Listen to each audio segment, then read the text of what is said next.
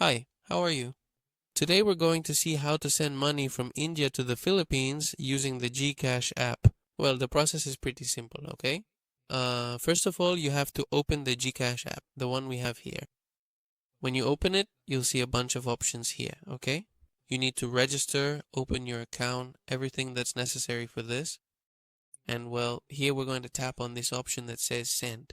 We're going to carefully click it, and when we do, you will observe that all these various options will prominently appear right here, okay? Out of all these available options presented to us, what we absolutely have to do is thoughtfully choose, whichever specific and appropriate option we are ultimately going to utilize for our current purpose.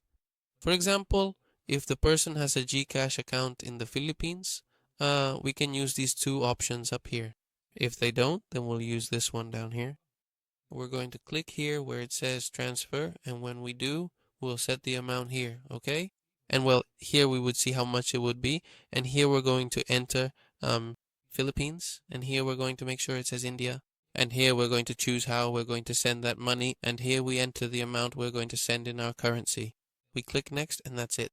That's how you send the money, okay? Obviously, you'll need to enter your payment details and all that. That process is simpler. If this video helped you, please comment and subscribe.